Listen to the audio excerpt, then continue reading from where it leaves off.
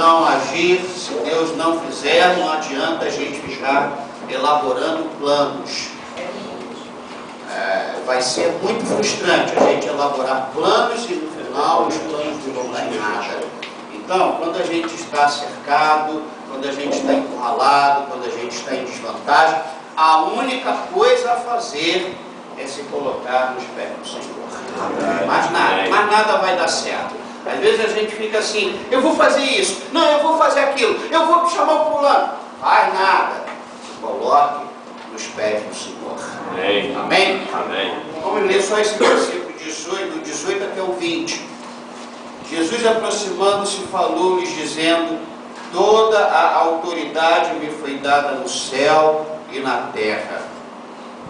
Ide, portanto, fazei discípulos de todas as nações, batizando-os em nome do Pai, do Filho e do Espírito Santo, ensinando-os a guardar todas as coisas que vos tenho ordenado. E eis que estou convosco todos os dias até a consumação do século. Amém. Fala para quem está ao seu lado, preste atenção na palavra e que Deus te ajude a colocar em prática. Vamos sentar.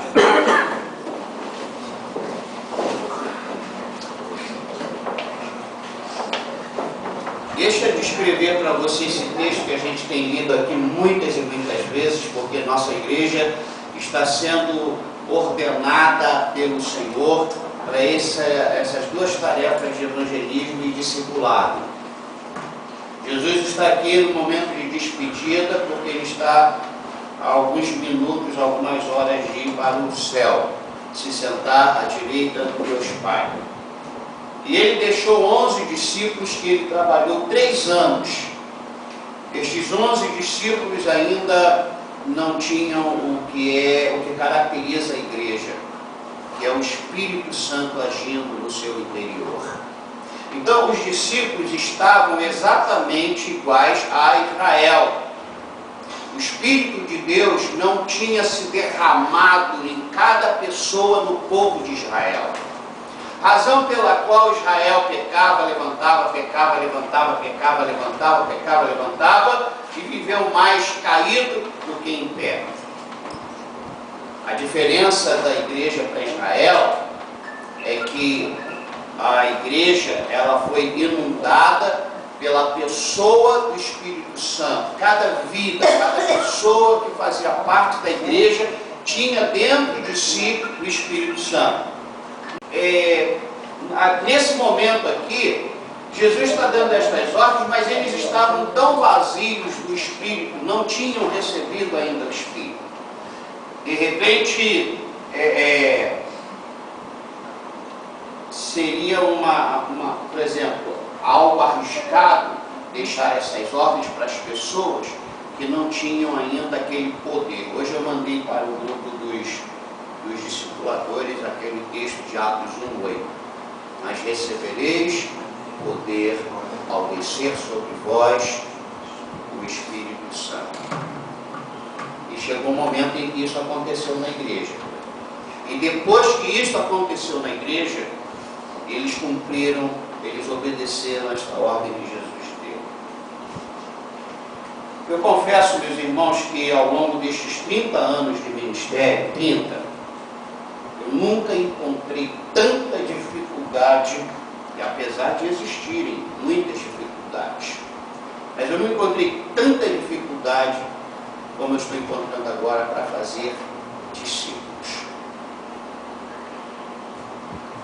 Eu não estou falando de membros de igreja, estou falando de discípulos.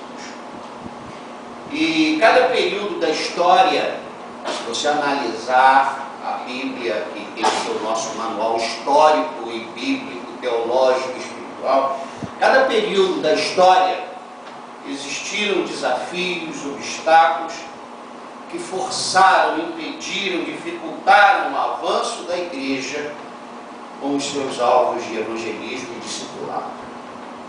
E quando eu falo igreja, pensa com a minha cabeça e olha com os meus olhos. Quando eu estou falando igreja hoje, Eu não falo de instituições organizacionais. Eu não estou falando de prédios, de instituições com CNPJ. Eu falo de vidas, eu falo de almas, eu falo de discípulos. Isso para mim, igreja. Sabe? E às vezes nós não temos programa nenhum, porque o programa está no coração do Espírito Santo. Você está aí? Amém. Fala assim, eu estou aqui e não quero dormir. Amém. E a razão desta dificuldade que nós, igreja, estamos enfrentando é porque o nosso inimigo, o inimigo das nossas almas, está conseguindo acomodar, atrofiar, distrair, desviar, desanimar, derrotar, impedindo a formação do caráter cristão. Pensa um pouquinho, vê se você hoje vê com frequência grupos de crentes nas praças, tocando, cantando e pregando o evangelho. Você não consegue ver mais. E olha, eu estou falando, eu passei 3 dias em Teresópolis com um pastor, e ele falou para mim o seguinte, uma igreja de 320 pessoas. Sabe quantas pessoas tinham no culto dele na quinta-feira no culto? 80. As pessoas estão acomodadas.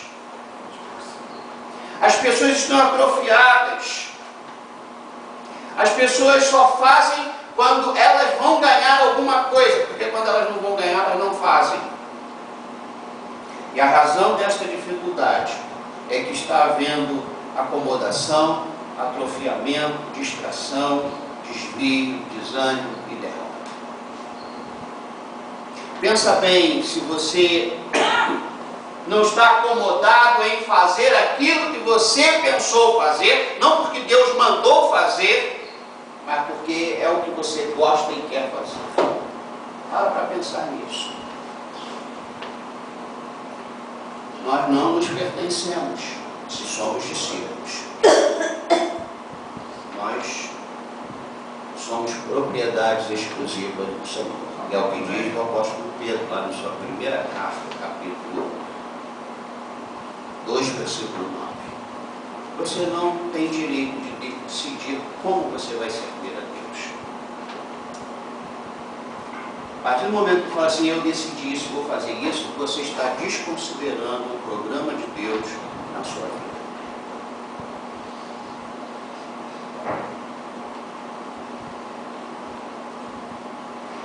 Há um mês atrás, eu falei com uma pessoa exatamente o que minha mãe falou para mim. E de repente nós estamos com uma baixa financeira, porque eu acho que a pessoa não gostou do que eu falei. Porque todo mês ela depositava uma quantia boa na conta da igreja. E um dia eu falei para essa pessoa, Deus não quer só o seu dinheiro. Aliás, eu estou até incomodado, porque eu estou abençoado e acomodado. Então essa bênção não é uma bênção. Eu falei, Deus quer você. Mas ela estava fazendo a parte dela, financeiramente falando. E aí não deu mais. Então, eu estou apertado, a igreja está, mas eu estou com a cabeça erguida, porque eu falei com uma pessoa que ela precisava ouvir. Você não pode, nenhum aqui, nem eu tenho o direito de dizer, Senhor, eu vou fazer isso porque eu gosto disso. Você não tem esse direito. Você não pode arbitrar como você vai encaminhar o seu, que não é seu, dinheiro na obra do Senhor. Estas são as agruras, as dificuldades no ministério. Ou eu me calo e fico só recebendo dízimo, né? Ou eu falo e corro o perigo de não receber mais o dízimo. Porque as pessoas, elas hoje se sentem, né? Porque está falando assim comigo, estou falando assim comigo, eu sou seu pastor. A partir do momento que eu não puder mais falar assim contigo, eu não sou mais o seu pastor. Então veja, as pessoas se acomodam. E eu estava fazendo exatamente isso. E minha mãe chegou para mim quando eu fiz o cheque lá do meu dízimo e entreguei para minha mãe, ela para levar para a igreja. Ela disse: meu filho, ela nem pegou o cheque. Quando eu a entreguei, ela botou o cheque em cima da mesa. Ela foi no meu escritório, no centro da cidade, para conversar comigo sobre isso. Ela deixou o cheque e disse: Deus não quer seu dinheiro. Se você não se der por inteiro, não adianta dar todo o dinheiro do mundo para o Senhor. E aquilo ali mexeu comigo. E eu comecei a analisar alguns pensamentos que eu tinha. Eu queria ir para o céu, mas eu não queria me envolver com a igreja. Eu queria ser próspero, mas eu não queria entregar no altar. Você está entendendo o que eu estou falando? Amém. Então, quando eu falo igreja, eu estou falando não de instituição. Eu estou falando de vidas, de almas, de discípulos, que isso é que é a igreja. Você é a igreja. Fala para quem está falando. Você é a igreja de Jesus. Aumenta só um pontinho só, por favor. Infelizmente, o caráter cristão não pode e não tem sido divulgado, desejado, semeado e praticado, porque o verdadeiro discipulado bíblico cristão aparentemente saiu de moda.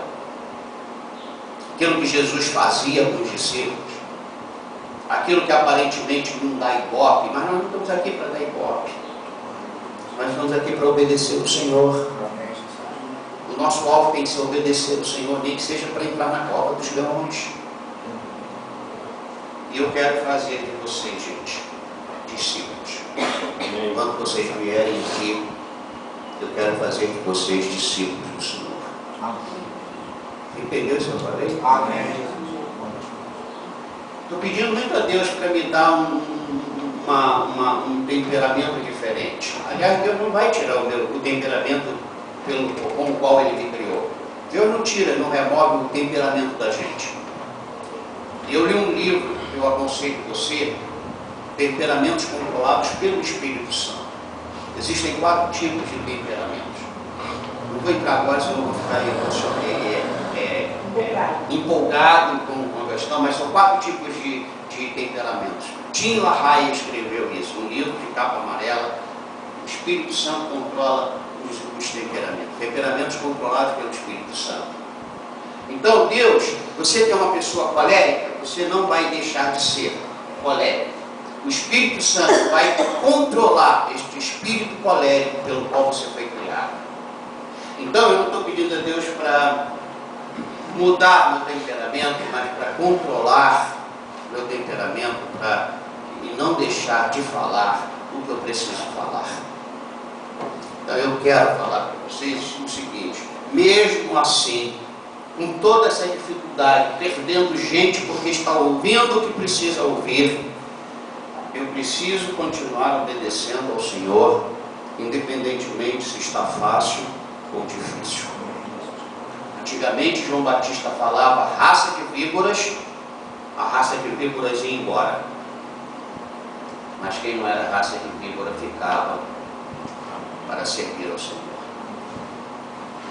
Eu quero fazer de vocês discípulos de Jesus. Amém. E se você está entendendo isso que eu estou falando, eu quero fazer de vocês discípulos do Senhor Jesus. Mas vocês precisam querer. Porque várias vezes Jesus perguntou: vocês querem ficar ou querem ir embora? Eu, no momento, é só anotar João capítulo 6, do versículo 60 ao 66. Veja como é que foi tumultuada aquela palestra do Senhor. E aí ele faz essa pergunta: e vocês? Foi se dirigindo aos 12. Vocês também vão embora ou vão continuar? Eu quero fazer. Então eu quero explicar para você o que significa fazer discípulo. Até então nós entramos em vários assuntos sobre isso. E hoje nós vamos ver o que significa fazer discípulos. Fazer discípulos para o Senhor Jesus significa fazer de alguns, não de todos, alguém que dá continuidade ao programa do discipulador. Entenderam isso? Fazer discípulos significa fazer de alguns, não de todos, alguém que dá continuidade ao programa do discipulador. Qual é esse programa? É o programa que Jesus falou em Mateus 28, evangelizar e fazer discípulos. E aí você, como discípulo, vai evangelizar e fazer discípulos. E a pessoa que você evangelizar e fizer discípulo, ela vai evangelizar e vai fazer discípulo. Este é o programa que vem lá desde Jesus.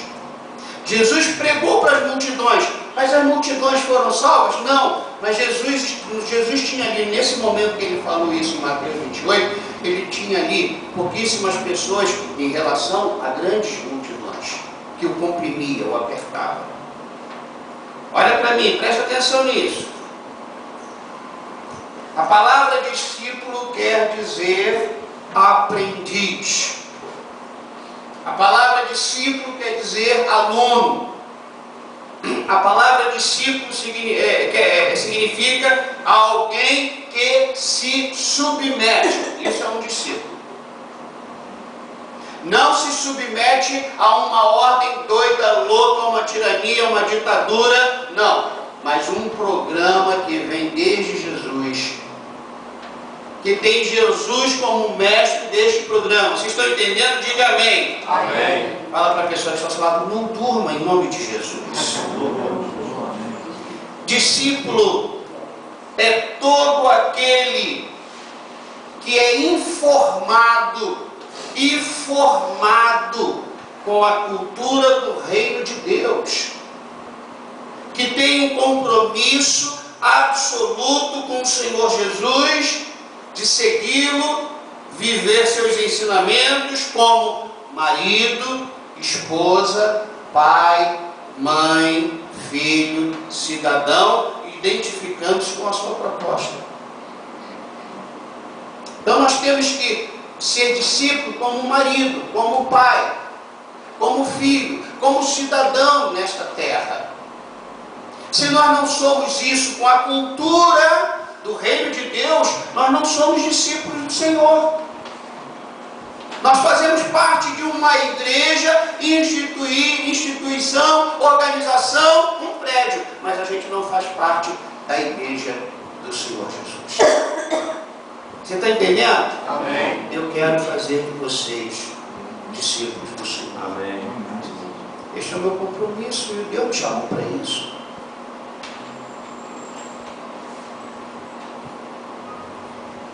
Por que eu disse fazer de alguns e não de muitos, não de todos? Por que eu coloquei esta observação? Para que haja entendimento desta declaração que eu estou fazendo, se faz necessário esclarecer que existem 4 classes de pessoas circulando nas igrejas. 4 classes. E é por isso que nós, pastores, discipuladores, não podemos fazer de todos. E eu quero compartilhar com vocês essas 4 classes. Primeira classe, veja em qual você se adequa, você está inserido. A primeira classe são os visitantes. Nesse momento que Jesus falou isso, não tinha nenhum visitante. Visitante é aquele que vem para ver como é que é. Em relação a estes, não temos condição nem seremos cobrados pelo Senhor Jesus por não discipulá-los. Você está aí? Tem uma salva de palmas para o Senhor, tá? Dá uma salva de palmas. Nós não seremos cobrados por não fazer dos visitantes discípulos. Por quê? Porque eles estão visitando. Ele é um visitante. Estamos visitando por causa de um convite, de um letreiro, um programa de rádio, ou até mesmo por uma curiosidade. E todas estas coisas não são base, não são requisitos para uma pessoa ser discipulada. Ela está visitando. Ela é uma visitante. A gente tem que tratar bem, a gente tem que pregar, temos que falar tudo que precisa ser falado no culto, com visitante ou sem visitante.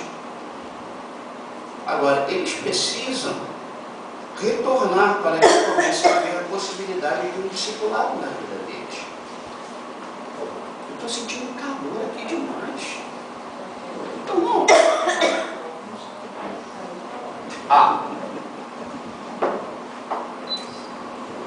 Se esfriar muito, você faz isso, ó.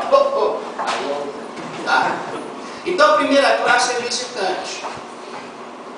A segunda classe são os frequentadores, porque a partir do momento que você, mais de uma vez, você já virou um frequentador.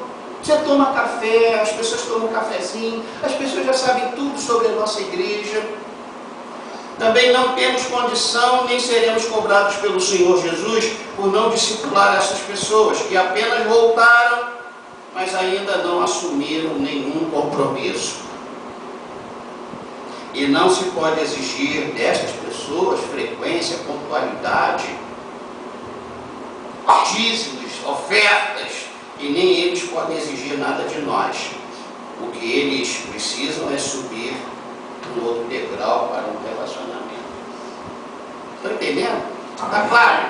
Então tem os visitantes, que precisam ser amados, respeitados. Tem até os frequentadores. Gostei, esse cara conta umas piadas boas. Tem gente que volta e frequenta por causa do ambiente. Lá tem um ar-condicionado, vou ficar lá, aquele momento ali tão bom de ar-condicionado. Tem um cafezinho, às vezes ele bota um biscoitinho. Agora eu vou fazer uma reivindicação que não tem mais tipo uns biscoitinhos. Mas tem frequentador que se acha no direito de cobrar os biscoitinhos. Terceira classe são os famosos chamados, e eu quero que a gente fuja disso, membros da igreja. Aí a igreja criou um sistema de membresia, de cartão de membro, a pessoa preenche uma ficha, sabe, estas coisas todas que existem. Em relação a estes, quando decidem fazer parte da igreja, onde estão sendo ensinados a frequentar, a dizimar, a ofertar, a se envolver, com estes nós temos a obrigação de cuidar deles até o momento em que eles estão. Porque a partir do momento que uma pessoa toma uma decisão, estou falando de salvação, estou falando de fazer parte da igreja. Então a gente tem que ter mais cuidado com essa pessoa, né? Para que um dia ela se torne a outra classe, ela vá para outra classe. Então, tem muita gente como membro. Faz como quer, vem quando quer, dá quando quer, dá o que acha que precisa dar. Mas você não vê essa pessoa envolvida.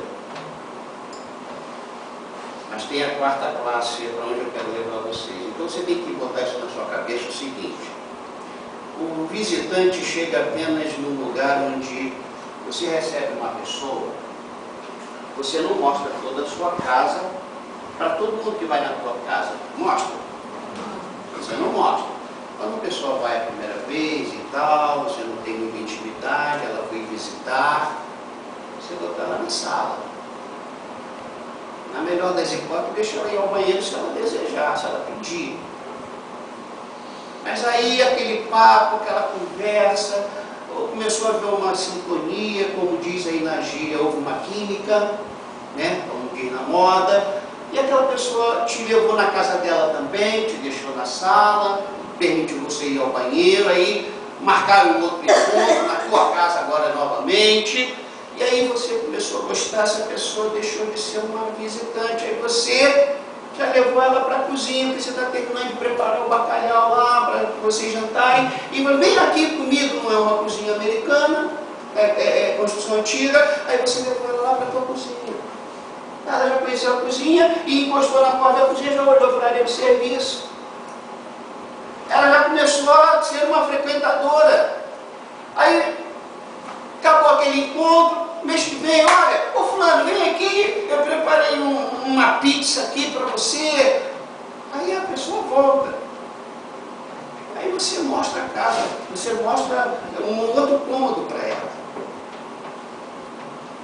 Aí a relação começou a ficar mais de amizade, vocês começaram a se conhecer mais, e aí você levou ela novamente na sua casa. Aí o negócio está sério, é gente séria, é gente que comunga da mesma crença que você, e ela não vai conhecer só a cozinha, não só a sala, não só o banheiro, mas você vai falar assim: vem cá, eu quero mostrar uma coisa para você. E essa coisa está guardada no seu armário, dentro do seu quarto, e você leva ela para dentro do seu quarto. E ela começa a conhecer o seu quarto, que eu acho que é a parte mais íntima da sua casa. Você está entendendo a palavra? É claro. Amém. Estes são os discípulos. É aí que Deus quer levar você. Deus não quer você apenas na sala, no hall, tendo o direito de ir ao banheiro, conhecendo apenas a cozinha. Está frio. Deus quer levar você para o quarto, lugar de intimidade, lugar que você não leva ninguém, que você não tem confiança. É aí que Deus quer levar você. É este cômodo que significa o discipulado. São os diáconos, os líderes, discípulos, discipuladores, missionários, são aqueles que querem, chamam para si a responsabilidade e, consequentemente, crescem espiritualmente.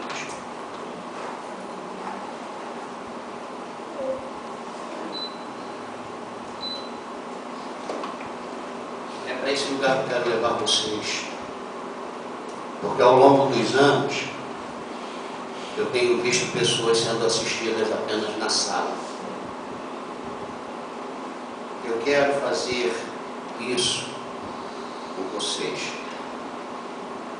Mas vocês precisam querer também. Estão entendendo? Amém.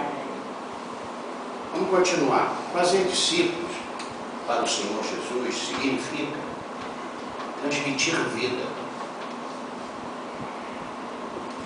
Se não houver vida, não há discípulo.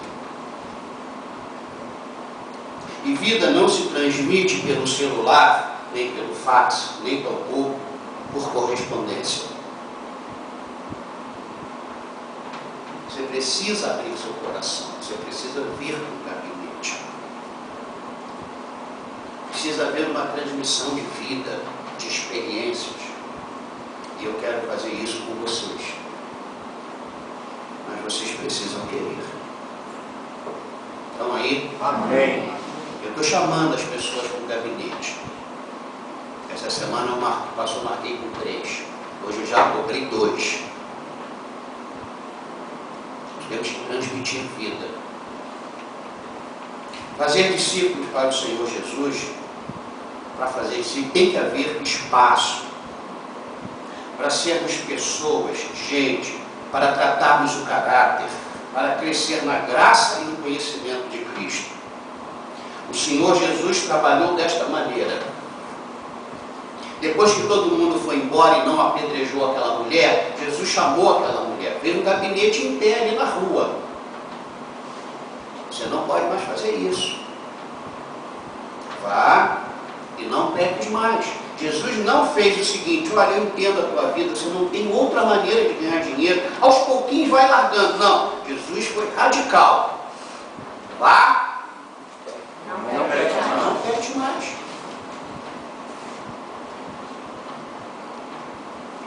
Então Jesus garantiu àquela mulher que não era largar aos pouquinhos o pecado, era largar radicalmente o pecado. E ela obedeceu. Naquele tempo a mulher não tinha trabalho, ou ela era casada para ser sustentada, e se fosse viúva tinha uns filhos para sustentá-la, ou então ela virava mendiga. Esta era a cultura, era assim, dessa forma. Então tem que haver espaço. Você não pode ter medo nem vergonha do pastor. Você tem que ter medo e vergonha de Deus. Cada um de nós precisamos ser transparente um com os outros. Ele falou, eu sou assim, gente, eu pequei, me perdoa. Então, por isso que eu coloquei aqui, para fazer discípulo para o Senhor, tem que haver espaço para a pessoa. Aquela mulher sabia que todo mundo sabia. E diante do Senhor ela não falou nada diferente. Jesus também sabia. Então tem que haver espaço. Essa mulher se tornou uma discípula de Jesus. Na ressurreição, no túmulo, quem estava lá era ela. Então tem que haver espaço. Tem que haver tempo. Se a gente só se encontra aqui, não existe discipulado. E na igreja que você foi, se você só tinha um contato com o pastor, com os irmãos, nos dias de culto, isso não gerou para você um espírito de discipulado. Tem que haver tempo, tem que haver espaço, tem que haver compromisso, tem que haver vontade, desejo, tem que se negar. Eu já isso aqui várias vezes, tu tem que se negar. Você tem que fugir dessa cultura do mundo que você faz o que você quer, quando você quer, do jeito que você quer. Senão você não é discípulo de Jesus. Continuando, fazer discípulos para o Senhor Jesus significa, e preste atenção nisso, são 3 itens importantes. Fazer discípulo para Jesus significa pegar alguém, e eu vou usar o Barão, porque nós estamos bem íntimos, eu e Barão. É pegar o Barão, o Ricardo, que pensa que vai ser servido, e colocá-lo para servir. Isso é discípulo, é fazer discípulo.